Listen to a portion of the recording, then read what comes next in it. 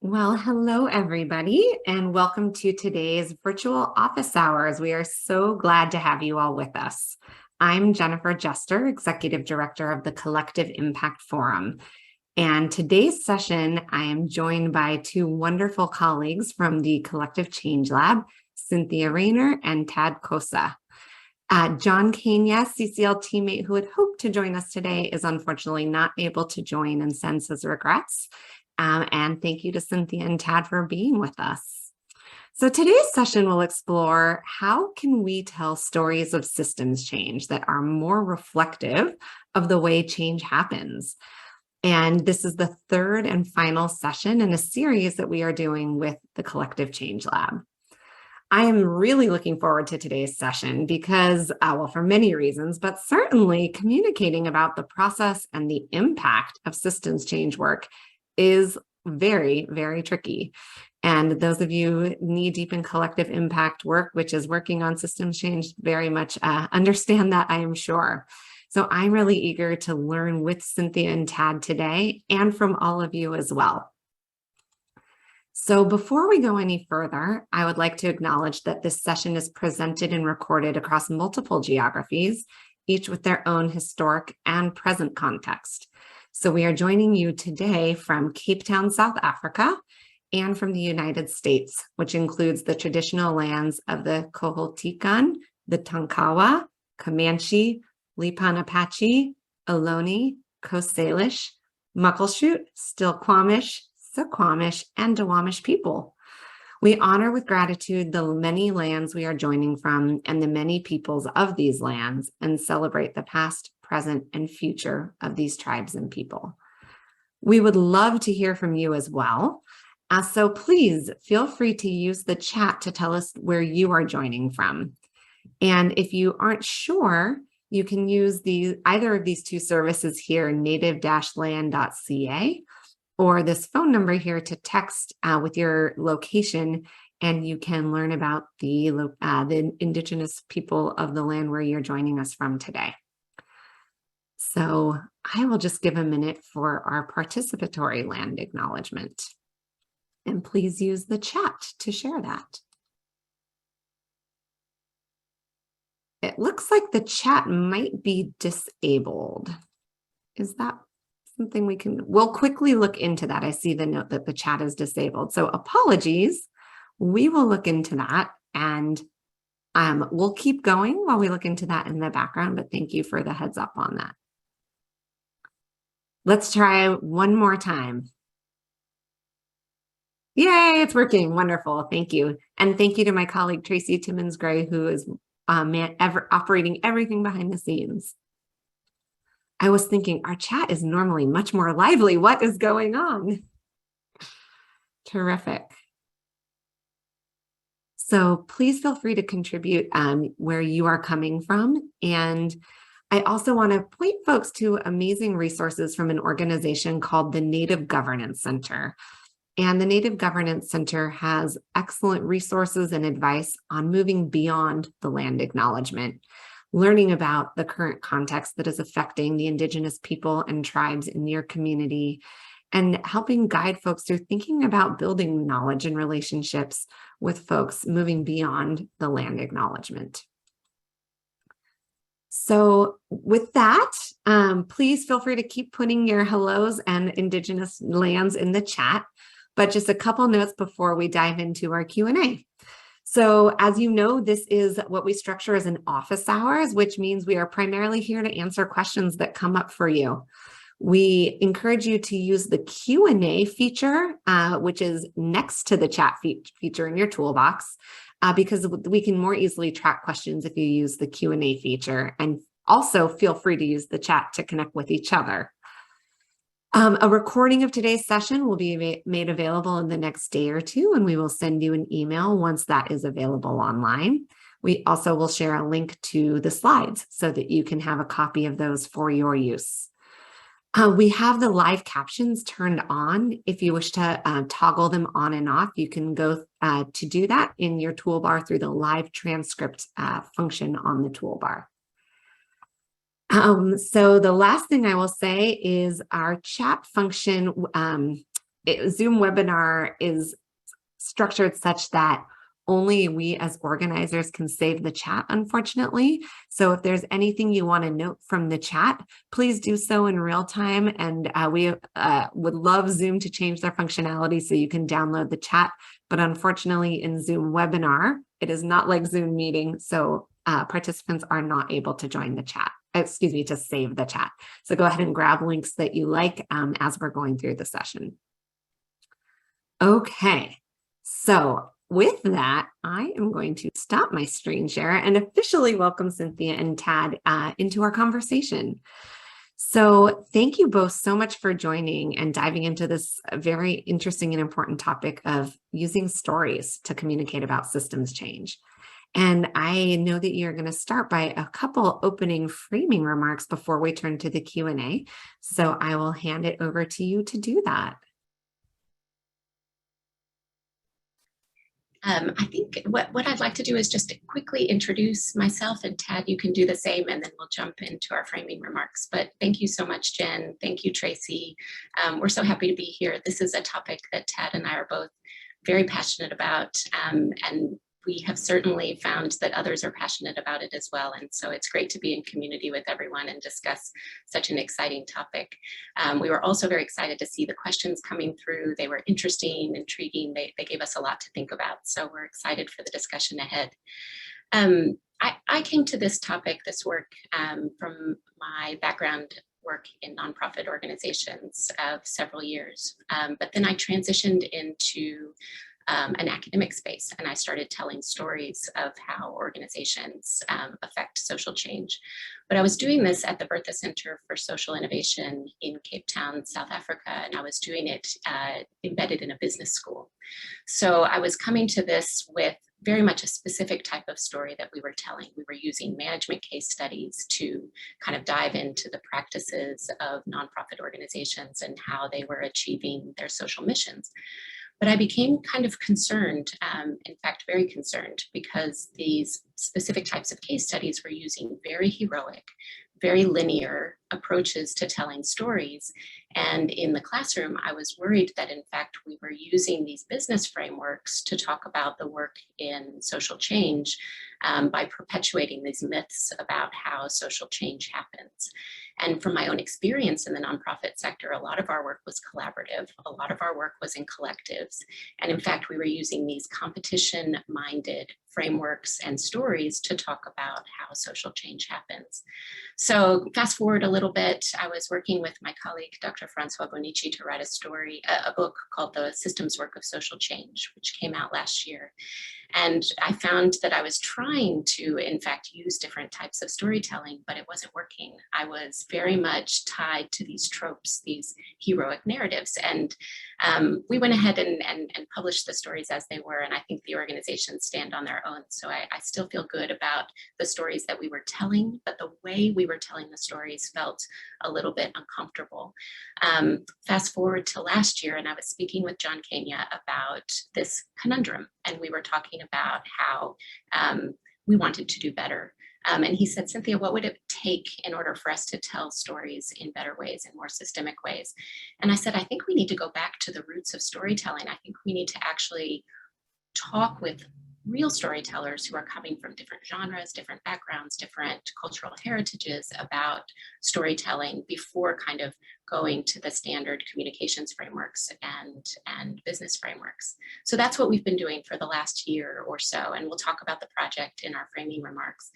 But that's really where we are right now. And that's why we come to be here. I'll turn it over to Tad to introduce himself. Thanks so much, Cynthia. Good evening, or evening from my side here in South Africa. Hi, everyone. Yeah, my intro is short and sweet. I am a young South African who has been invested in social justice organizations on the continent here in Africa. I've worked as a communications manager for public interest firms. And really my connection with stories and communications, as it were, is I became disillusioned with how young South Africans were being represented in a new dispensation, and believed as well that was important for us to, decrease the divorce between social reality and what is our political perception. And so, yeah, I've met the lovely people here at Collective Change Lab who've assisted my thinking in system storytelling. And yeah, very, very glad and very happy to share some of our learnings here today. So yeah, thank you for having me. Thank you, Tad, and thank you, Cynthia. And my apologies for skipping the very important background that you both bring and going straight to your slides. How terrible. So thank you for that. And now we would love to hear a little bit of the framing before we turn into some Q&A. Thank you, Jen, and no worries at all. Okay, so we're just going to walk through a few of these slides. Some of them have lots of words on them, so Tracy is going to share them with you. So don't feel like we have to go through all of this detail. We're going to be sharing these slides with the whole group. But what we thought we would do is start with a bit of terminology, because what we found when we were diving into this field was that we were getting confused when we were using different terms. So this framing was shared with us by Nayantara Sin, who is part of our community of practice at Pop Culture Collaborative. And it's actually from an article that was written by Jeff Chang and colleagues. And they liken stories to stars. So these are the individual, shiny, and bright things that move and inspire us. Narratives are kind of the collection of those stars. They're the constellations. They're what happen when all of these stories start to coalesce together into a broader picture. And then culture, if you imagine, it's even bigger. It's our galaxy. It's the thing that we don't even know that we are in, that we are constantly part of this ocean or this galaxy of narratives and stories together, and they are ever evolving. So when we're talking about these things, we're going to try and use the language as we've learned through Nayantara and Jeff, and that kind of helps us figure out what the different words that we're using mean when we talk about storytelling.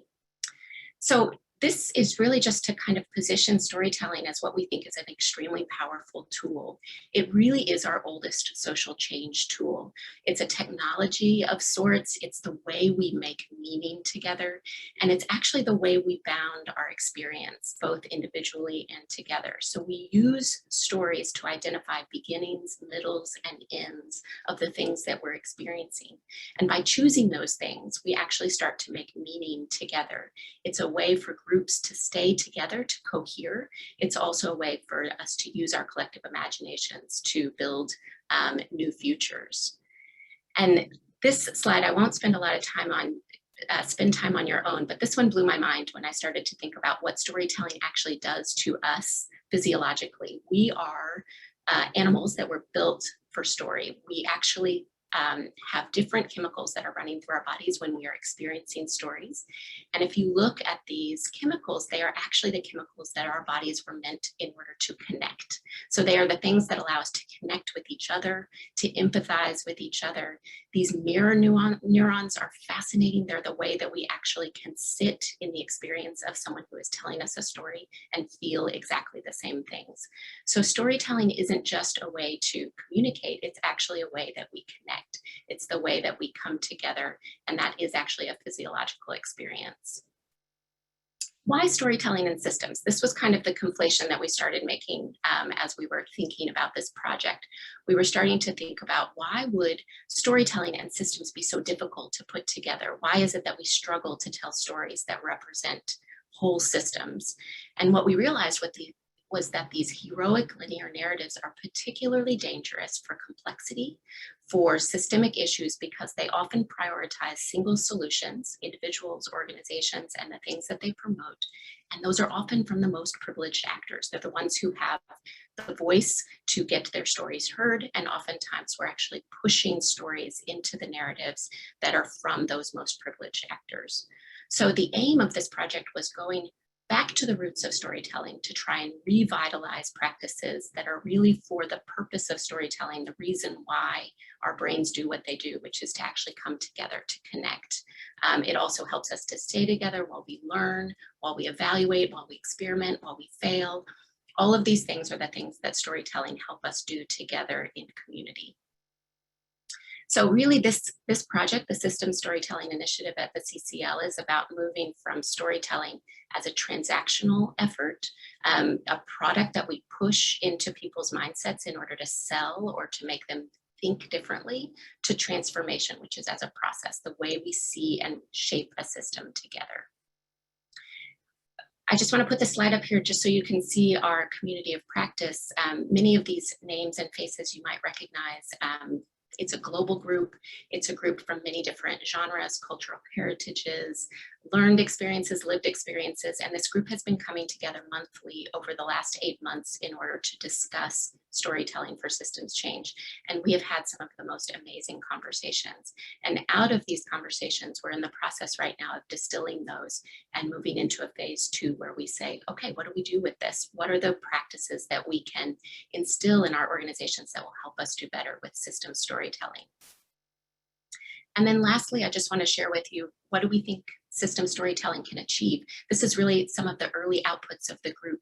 We think of system storytelling, again, not just as this push, but also the pull, a better understanding of a social system, more trusting relationships, the deeper and more constructive dialogue that allows us to stay together while we learn, a container that holds emotional extremes. I think we understand the emotional extremes of our work, but oftentimes we don't know how to hold it and use it for good. And then finally, this more cohesive collective identity that it's going to allow us to stay together, learn, and then communicate outward. So that's our framing, but I think we've got some great questions that we're going to dive into now. Yes, thank you. That's so helpful as framing. And I'd heard that Nayantara Sen share that analogy before from Jeff Chang of the stories and the stars and the galaxy and culture. And every time I just find that so helpful. So thank you for starting there and taking us through that, Cynthia. So we received quite a few questions from folks when you registered for the webinar, and we grouped them into a couple different areas of questions that seemed to arise. So we'll take a few of those before turning to some live Q&A. So the first kind of area theme of questions related to stories, examples of effective storytelling, stories and strategies. And so it would be great to hear from you of sort of how these kinds of how stories and narratives have been used to affect systems change. And have you observed organizations or individuals who are really pursuing the systemic impact of narratives and story use effectively? Any strategies that you would suggest? So I will kind of shape that as an area of inquiry and turn it over to you, Tad. Fantastic. Thanks, Jennifer. So examples of stories of effective storytelling, ideas and strategies. I would say that, the way that we've discovered that the stories change systems is by supporting individuals to change how they see themselves, how they see their communities and their broader context. We've also discovered that systems change when people relate to others, who they are in relationship with, and what they believe they are capable of doing. So as well as this, through the community of practice and what we've learned from the practitioners as well in the COP is that we've heard the stories change the system by supporting individuals to build empathy, to shift mindsets. They help people heal, build new relationships, and they unearth new possibilities, especially spotlighting on multiple ways of knowing. I want to add before I turn to some examples of some of these good effective stories. Sometimes we think about effective stories, or we think about stories in a way that, as Cynthia suggested, to influence rather than to cohere. They position individuals, as she said, and organizations as powerful agents who address these social challenges as single solutions. But as I'll show in the examples, there are a little bit more holistic sort of examples and different approaches in terms of these effective stories. But I also wanted to say that effective stories don't use academic language and jargon. They are persuasive and engaging, but they really are trying to be emotional.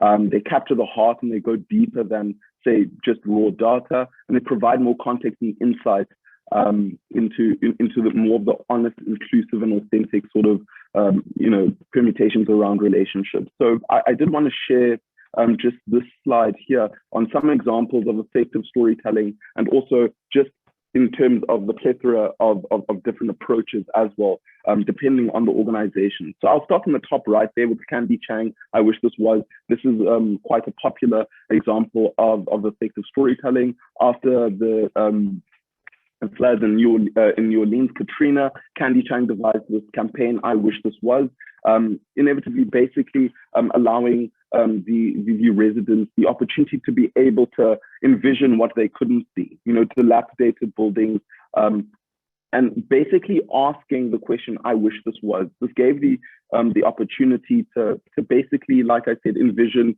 what wasn't there, demonstrate reality, make the invisible visible. A story that essentially created a little bit more of a community and relational aspect in a devastating circumstance. We were able to see some of the community responses based off of this campaign being very effective in that sense. Traffic mines in Bogota. This is one of my favorite ones. Mayor Marcos, at the time that he was mayor of Bogota, they realized that they have notoriously corrupt traffic police force. As you can see in the images there, they devised a very novel sort of approach to addressing that. They sent out mines in the streets to be able to basically engage with the community on the basis of what they saw the issues were. You'll see at the bottom of that case study or that little blurb there that the result of this approach in terms of their storytelling was a 50% drop in traffic fatalities, reduced traffic gridlock. And this is all because they met the audience where they were, or their community where they were. They knew that a specific sort of PSA kind of campaign or a story in that sense would not have been effective as much as getting out there and engaging their community. And then the last one just at the bottom, and I think we can cycle through these and I'll refer back to them later on as well, is something that I was involved in, a national school nutrition program just coming out of the pandemic. In South Africa, at least, we have legislation here called the National School Nutrition Program, which provides meals for learners whilst they're at school. This was shut down during the pandemic, and what we devised was an awareness campaign that told the stories of how both the right to education and the right to nutrition were interlinked.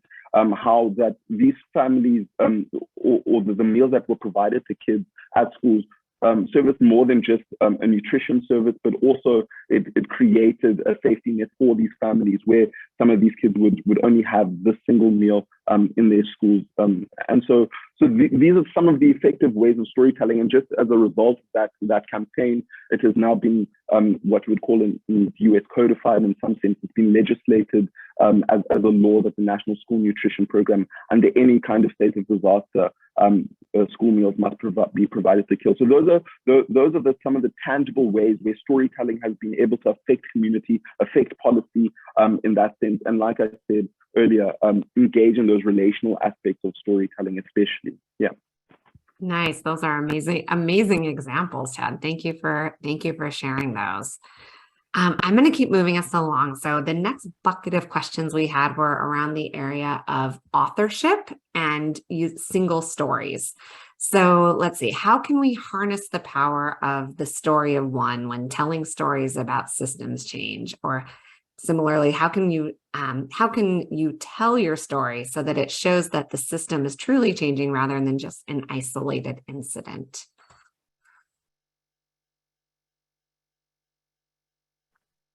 Yeah, I'll take that again. I think this is one of the emerging themes that we've discovered as well, or learned through the community of practice about the importance of authorship.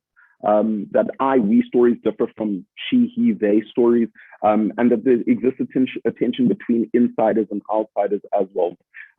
So what I mean by this is that in authorship and in relation to the framing around a story or a narrative, there are specific decisions that are made in there, i.e., being reflective about history, about lineage, about tradition. These are things that are important in relation to unpacking the full breadth of a story. In this, I think as well, it tells the story in a way when you have multiple perspectives, when it's not just from an individual lens. It tells the story in a way where it's clearer to see the system and finds the better way to incorporate those multiple perspectives. But I also think that in relation to authorship, it's all about authenticity. In some sense, there are tensions that exist as well in the work that we do, in systems change as well, that create moments of pressure where we feel like we need to hear a story, where things sometimes we want to sometimes we engage in extractive practices, I'll say, where it's a little bit invasive. A good example of this is sometimes there'll be a tension between what a funder wants to hear versus what people are ready to share in terms of a story, in terms of how we want to unpack that. And I think in this sense, that's the difference in relation to that individual perspective versus a multiple perspective, and including the, I would say, the importance of that authorship. Yeah. Thank you, Tad. Oh, so much more to dig into here, but I will keep us moving. So one more question, then we'll turn to some of the questions that have been coming in through the question box. So folks are asking about using stories as data for evaluation and influencing policy change. So how can storytelling be utilized in public policy development process, integrating both quantitative and qualitative research? And sort of an analogous question about how an evaluator might use stories to enhance the evaluation experience and outcomes, communicating about the work of a nonprofit. Yeah, I'll take that one.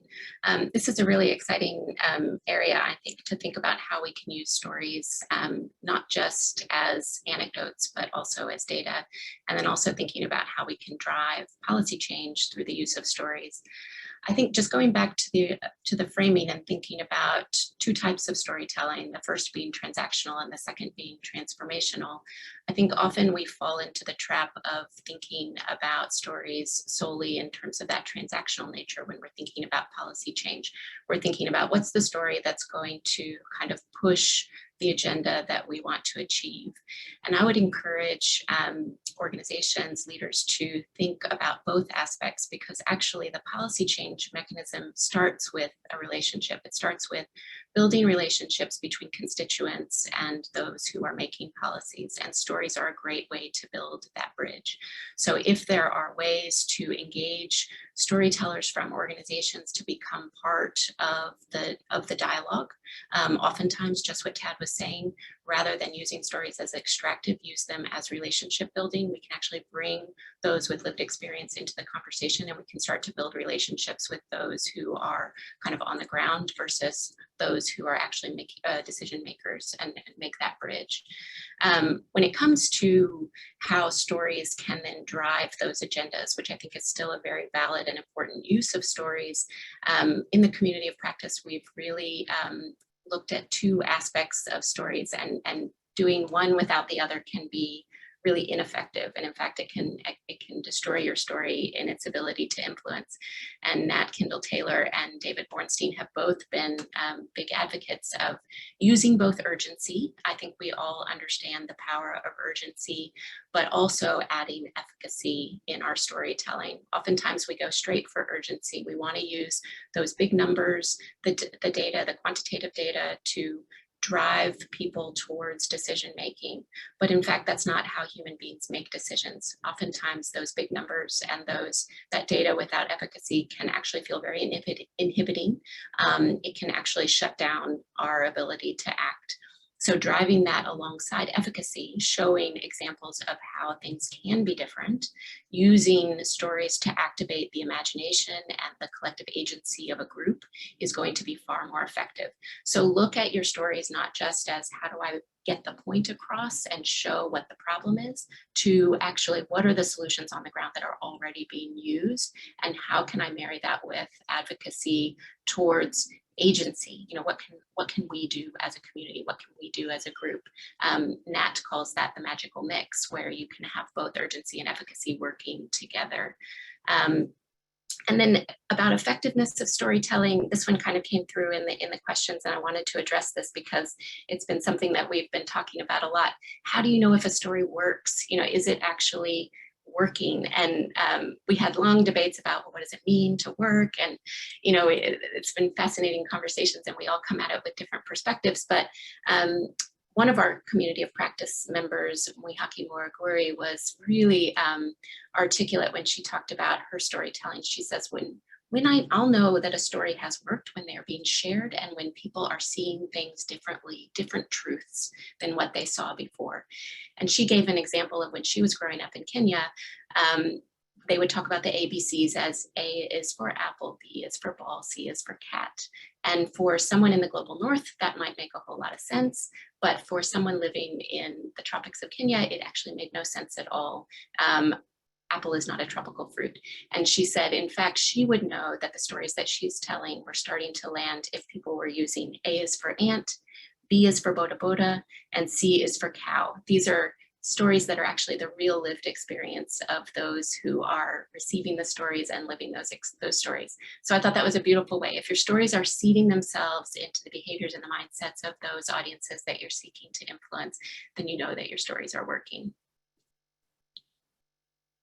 That's a great example. Thank you for sharing that and for weaving in the perspectives of the folks that you're learning with in your community of practice. Really, really so much wisdom in the extended group that's with us today. I'm going to flip over here to some of the questions that are coming in live. And one thing I'll note for folks participating is we have the feature where you can upvote questions turned on. So you too can see the questions and feel free to +1 ones that you find interesting. So I'm actually going to start with the first one that has a couple upvotes, which asks, early on, Cynthia, you talked about shifting from like the heroic narrative into new ways of telling stories. And I think there's some folks that are curious to, if you could say a little bit more about what a heroic narrative looks like and sounds like in contrast with a more genuine reflective version. And someone asks sort of, how do you even keep an eye out for those kinds of heroic stories as you're doing your work? Tad, I'll tackle this one, but then I'll hand it over to you if you want to add. I mean, these heroic stories are actually very much embedded in the stories that we hear every day. The hero's journey is kind of a classic story arc, and it's built into almost every film, every story that we are exposed to. It is it's the story arc. I don't know if you've seen the classic mountain top of the way a story can unfold, but oftentimes it's an individual who leaves a community in pursuit of some sort of big issue, climbs the mountain to discover all of the things that he needs to now experience or know in order to solve that issue, and then returns to his community with the solutions that are going to save the community. And this is a story arc that is told over and over again. I mean, it's hundreds, if not thousands of years old. And the reason why that story appeals to us is in fact biological, physiological. We have emotional responses to that story, and it's a very powerful story arc. So I don't want to diminish it. It's not something that we should dismiss. It's still a very powerful story arc that we should maintain. However, I think we should be aware of what that story means when we're talking about social change and experiment with other ways. It is not the only story arc. Many cultural heritages have different arcs, different ways of introducing different intergenerational stories, ways of introducing many protagonists into a story, and we can use those different narrative arcs in order to tell our stories better. One of the things that Melanie Goodchild has brought up in our community of practice is this idea of micro stories. I love this idea of kind of using little snapshots of stories from different perspectives that weave together a broader narrative, but bring in other voices and allow other perspectives to be in a story. She also talks about how sometimes these micro stories can be indicative of really important system practices. These are the things that we think of as parables. They're not the classic story arc. In fact, sometimes they turn the story arc on its head, but they introduce something that might be unexpected, and it allows us to think differently about the reality that we're in. Sometimes in some cultural genres, they'll use a feature called the trickster, somebody who pops into a story and actually turns the story on its head or does something unexpected that turns the story over. We can think about using these types of protagonist genres, story features to just put people's mindsets into a different place and then allow us to have a different conversation, which is often what we're trying to do with stories. Tad, anything you want to add there? I think you've said it all, but I just wanted to I would just have Sibusiso Nyamagazi, one of the practitioners in our community of practice, and his story about, it's obviously a story that's close to home, but but how the hero's journey can actually change the narrative of a specific kind of social change, i.e. so in South Africa, everyone's heard of Nelson Mandela's heroism, but Sibusiso came into the community of practice, and he said he has a tension with that kind of narrative simply because it's not indicative of the community action, the civil action, everything that even in Nelson Mandela's biographies, he would suggest that the community raised him. But as a global sort of story about South Africa, it's Nelson Mandela, 27 years, and that just shows the effectiveness or lack of effectiveness of how the stories are told about system change when you consider how people view democratization in South Africa and Nelson Mandela's effectiveness there. Is there enough sort of inference or on community and the relational components of Nelson Mandela's sort of journey in that sense? So yeah, it was just that sort of anecdote as well that I was reminded of that I wanted to share too. Yeah. Yes, thank you, Tad. And now, Tad, you're reminding me our colleague Paul Schmitz, who some of you may have met or seen in collective impact forum events, often tells the story of the Montgomery bus boycott and as an example of collective leadership, and how many folks, for good reason, have heard of Dr. Martin Luther King and have heard of Rosa Parks, but he tells the collective leadership story of the many, many leaders that were all leaders and in collectively in the Montgomery bus boycott. And so I think there's a YouTube video of Paul telling that story somewhere, but it's another example, Tad, that your Mandela example triggered for me. Yeah. So this idea of the story of one is really like bubbling up for folks. And we have a tremendous number of upvotes on a question here that's going a little deeper in on what some of Tad shared earlier. So I'll just ask it as it's written here. Even in organizations focused on systemic change, so often fundraising emphasizes that stories told must be the story of one because it's more effective. Any advice on navigating that dynamic? And are there case studies of strong, effective stories of systems change that tell the story of the collective? So you guys have touched on this a little bit, but I want to offer a space to just reflect a little bit more on that question.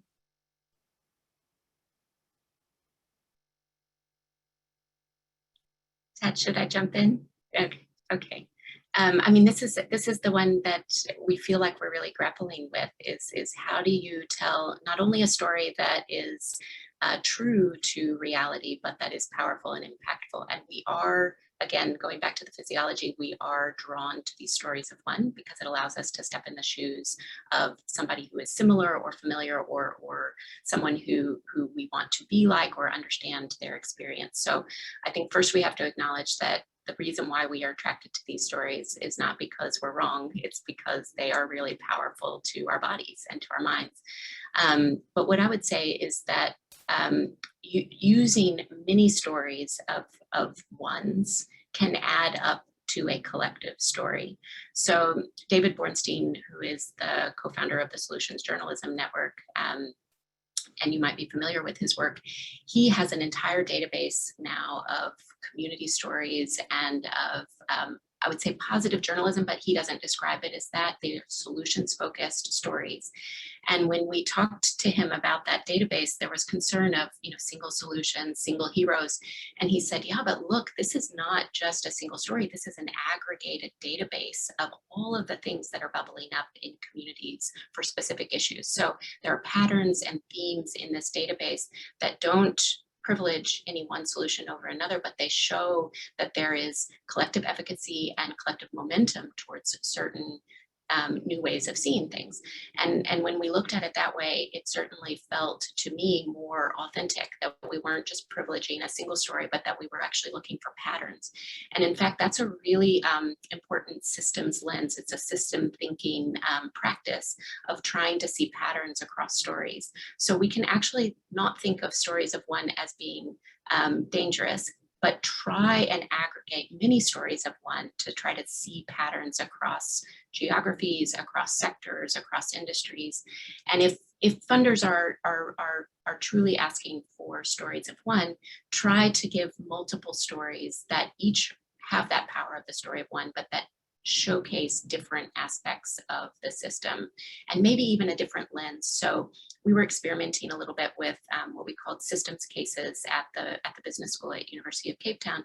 And in these cases, we would actually do 4 little vignettes, one from the policy maker's perspective, one from the funder perspective, one from the practitioner perspective, and one from the lived experience perspective. And each one would be a page. And in the classroom, we would engage with all 4 of those. And it did inspire different conversations than those stories of the organization that saved the world. And in fact, I feel like in those stories that we were getting somewhere, but it was very hard to still have that power because we are wired for that single story. Thank you, Cynthia. Folks are curious for any guidance you have on how do you curate stories to make sure they are meaningful?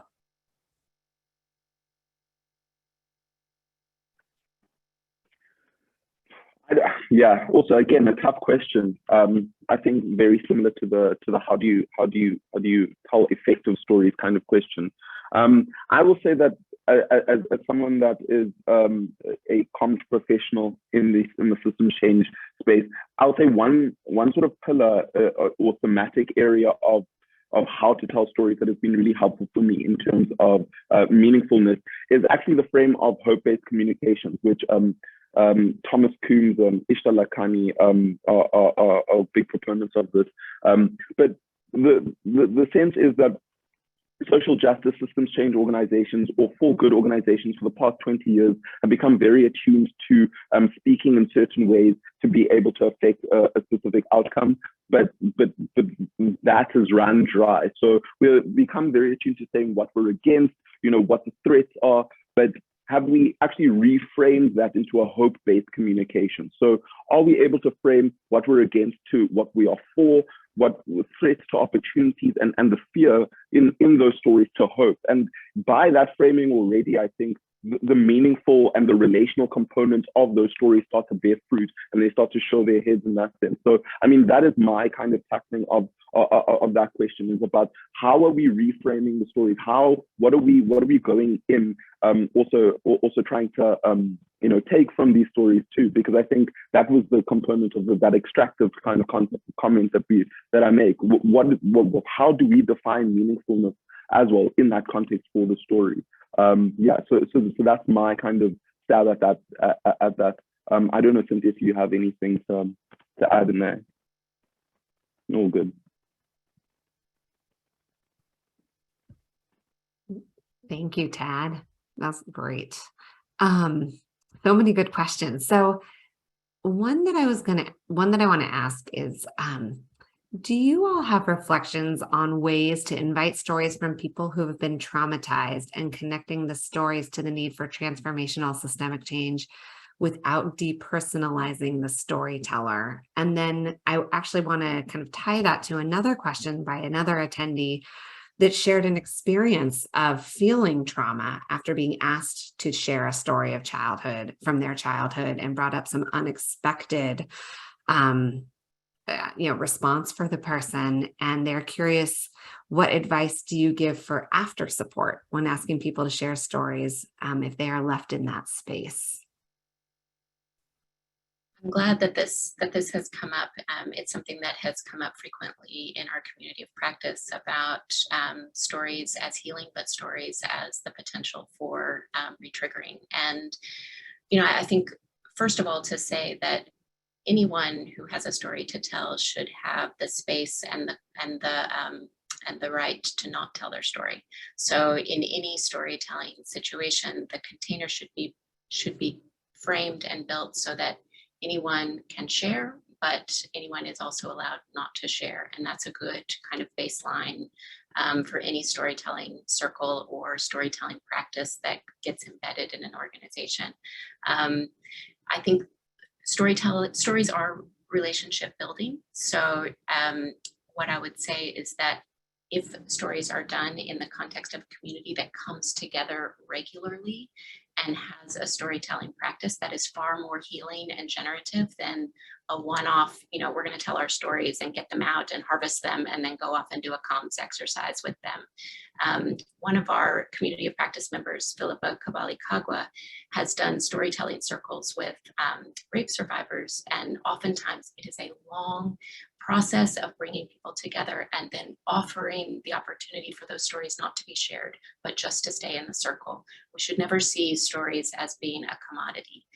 They are something that can be shared, but also withdrawn. The other thing I want to just bring up is what we're talking about in terms of time. We're talking about recurring storytelling, coming together over periods of time. Many of our community of practice members have emphasized that this is not a one-off exercise. We can't fast forward it. I'm going to call it slow storytelling. When we're talking about systems change stories, these are things that we can't rush. We have to take time. Two of our community of practice members, Tara Roberts and Nico van Hemmelreich, are documentary filmmakers. Each of them have spent years with their topics and their communities that they are telling stories from. Tara became a diver so that she could spend time with divers.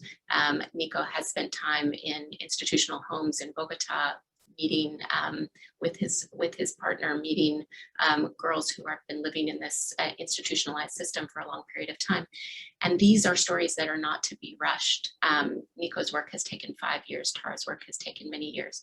I know we're all in a rush to tell stories because we want to make change happen. But if we see it as relational building and relationship building and transformational, then we'll realize that these stories can't be rushed, and that they can't be something that we just think of as a commodity or a transaction that we're out to make.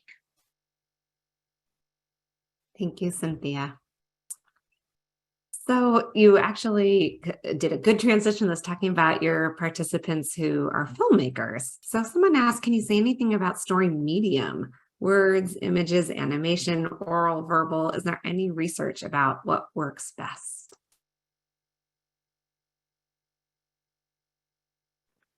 Yeah, I mean, before Cynthia comes in, I'll say that in the community of practice, what we've uncovered is that there are many mediums. I mean, we have, as Cynthia remarked, filmmakers, we have journalists, we have musicians as well, and even in the sort of box of musicians, I would say that there's been, at least in some sort of sense, a learning from me that what we think is a specific kind of medium and effective for one is not always the case for somebody else. And it really is about your journey in the context of how you receive that story in some cases.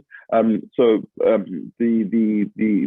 practitioner that I mentioned earlier, Sibusiso Nyamakazi, his medium specifically is mostly music. And he's felt as well in the context of that for him, a bridge in terms of the music as a medium is because he's able to create more avenues and spaces for community, because it's much less of a heavy lift in terms of instruments and equipment. That music's so interpretive in the context of how you can go about it in storytelling, that each of these baskets becomes such a broad sort of landscape to be able to tell your story. So from my point of view and from my learnings in that sense from the practice, it just seems as though, yes, there's a lot of mediums. As to our research on the most effective one, I don't think we've landed there just as yet. But yeah, Cynthia, I'm not sure if you have any other take on this too. Well, just to say that all mediums have their place, and that we specifically tried to curate this really diverse group so that we could explore different options. And we've come away thinking that each one has their power.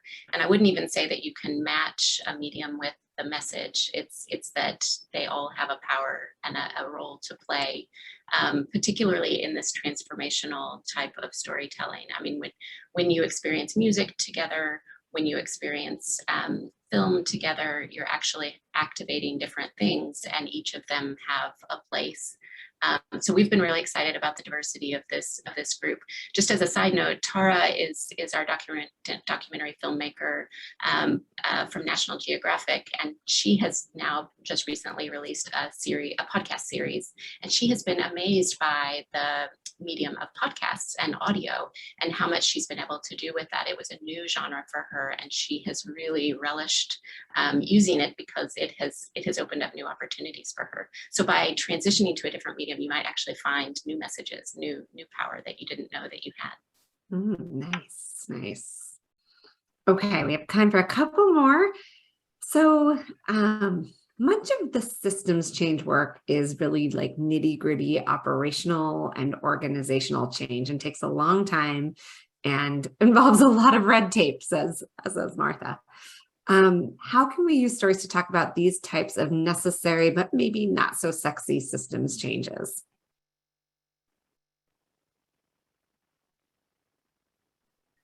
I was looking to you, Ted, hoping that you had some great answer. Did you see me?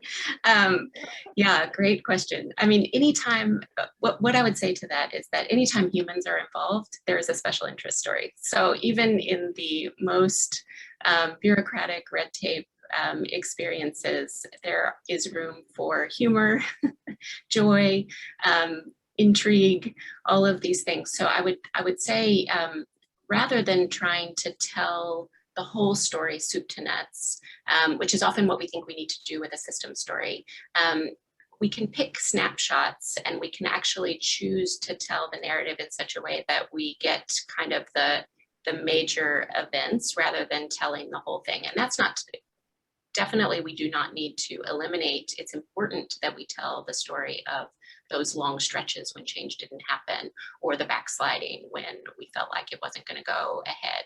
All of those things need to be told, but they can be told with human interest, with humor. We can use different ways to kind of scooch through those things, or experience them, and make sure that we keep the narrative going. So don't underestimate the power of humans to make almost anything interesting, and go on a search for the human interest story in those periods of time when things were dire or not going as fast as one may have hoped. Any other thoughts, Tad, on that very difficult one? I don't know if I got a good answer there. Well, yeah, I mean, my thoughts went to Nayantara's sandbox as well, and some of the healthy tools there that we've, and we can provide a link as well. Just one of those tools was world building as well. You know, in the community of practice, what she suggested is that sometimes stories of systems change, and how those stories need to be told can't only exist within the reality. There are certain stories like for instance, she used the example of how can you get someone and can't believe in a specific type of social change in their community here to all of a sudden believe that some sort of boy wizard with a lightning bolt on his forehead exists in some world. That stories have that ability to transport people, and imagination is such a great key in being able to unlock sort of pathways to be able to change systems, that sometimes some of our thoughts on the way that we unpack systems change stories don't only need to exist within the reality realm, that we can construct worlds as well as a means of forecasting and being able to say as a guideline towards like sort of future what exactly it is that our communities and our societies need as well. So I would just bring that element in as well, that it's not only just about crossing the T's and dotting the I's of what the facts are of a specific sort of case study, and then trying to extract a story from that. But sometimes we can also bring our own elements of, as you said, humor, imagination, and all of that into the story that we want to unpack. Yeah. Nice. And Tad, what is the sandbox tool that you referenced? So it's actually on, I'll provide a link. It's on a System Storytelling Initiative page on Collective Change Lab's website. Nayantara has a storytelling elements sandbox. So basically, I think it's 7 or 8 of these very simple sort of elements that you can use to construct a story, or system storytelling. Wonderful. That will be a very practical resource for folks. Thank you, Tanai and Tara. Yes. I think this will probably be our last question, and it's a question of a little bit of a different ilk. So I know someone says, I know a lot of, Carlin says, I know a lot of examples of great works of fiction that follow the hero's journey. Do you have any book recommendations, novels, fantasy that do not follow the hero's journey, but still tell a great story? Book club recommendations. I'll tell you one that John recommends. I don't know if anyone has read The Overstory yet. I'm sure many have because it's been quite the bestseller. But The Overstory is one that he says has actually elements of that he believes exemplifies a non-hero's journey story, and it's something that he's been recommending. I haven't tackled it yet. I'm on the hunt, and if anyone can find this and share it, I would love it. I'm looking for films that don't follow the hero's journey. I think there's a real overabundance of hero's journey films, and I would love to have recommendations if anyone has them for non-hero's journey films. Tad, do you have any examples from any genre of non-hero's journey stories?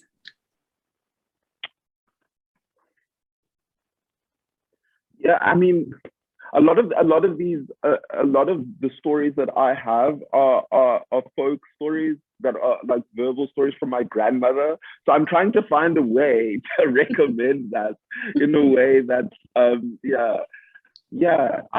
definitely have some resource links that I can share post this, but a lot of what I've been taking pleasure from is Hollywood movies now that steer away from that kind of hero's journey, but I will get nerdy about that now. So let me drop some links. I don't know if this gets exactly to the question, but Adrienne Maree Brown's emergent strategy book talks about ways of thinking about systems change in very emergent ways. And that book is inspired by some certain fiction authors that I think would very much live into. So I'm totally drawing a blank on the author's name that she cites throughout the book. Octavia Butler, thank you. Brain blank moment. The work of Octavia Butler. Yes, there you go. Thank you. Wonderful. Cynthia, Tad, thank you. This is a wonderful conversation, and many thanks coming in the chat as well. I want to just share a few upcoming learning opportunities with the Collective Impact Forum. So we have a fall workshop series coming up called Essentials for Collective Impact that will be running September through October, 4-part series. And the registration for that will go live next week. So if you're interested in continuing learning with us, please come back to our events page or keep an eye out for our emails. We also want to always point folks to relatively now recent set of pieces that are published on the Stanford Social Innovation Review, including a piece by Cynthia and Tad's colleagues at the Collective Change Lab on the relational work of systems change. So this is a great set of resources for you to peruse. And then also a final reminder, speaking of podcasts, that we have the Collective Impact Forum podcast. We have 40 plus episodes there that range from how-to type podcasts through conversations and audio from really inspiring keynotes that we've held in the past. So please keep joining and learning with us. We love being in dialogue and learning with and from all of you on the line. So thank you. And again, thank you, Cynthia and Tad, for joining. And we wish you everyone a wonderful rest of the day, and Tad, rest of the evening. And thank you all. Thank you so much, Jen. Thanks, everyone. Thank you so much, Jen.